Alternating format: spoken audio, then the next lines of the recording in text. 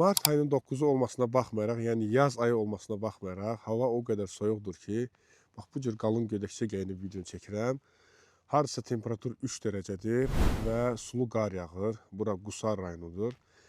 İndi isə bağda nəyi çəkmək istədim dəyərli izləyicilər? Bax bu gördüyünüz ərazidə əvvəllər 4-ün 2-yə, əvvəllər deyəndə keçən illəri 4-ün 2-yə əkilmiş Gizella altı bağ idi. Yəni bağçılıqda necə ki həyatda fikirlər dəyişilir, planlar dəyişilir.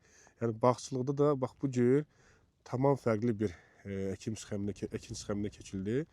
Baxın, əvvəllər olub 4-ün 2-yə və tel əkin sxemi yox idi. Sonradan bağ sahibi düşündü ki, super intensiv əkin sxemi daha üstündür və o cür əkin sxeminə keçmək istəyir və sonradan bu illəri bu əkin sxemini 4-ün 1-ə dəyişdi.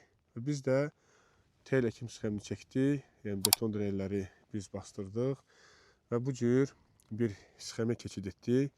Bax, gördüyünüz kimi sübut olaraq mən sizə göstərim. Bax, bu keçən illəri əkilmiş, 4-ün 2-yə əkin sxemində əkilmiş Gizella altı tingidir. Baxın, bu hissədən vurulub. Niyə? Bağ sahibi istəyirdi ki, bunu başqa bir, yəni vazo qaydası ilə tərbiyələndirsin. Amma bu il əkilmiş tingə baxdıqda görürük ki, bax oradan kəsilmə yeri yoxdur, göz yeri var və kəsilmə yeri yoxdur. Bunda isə, növbəti tingimizdə isə keçən illəri sonradan, yəni bərpa prosesi geçsə də, bax buradan vurulub, bilinir, yer bilinir.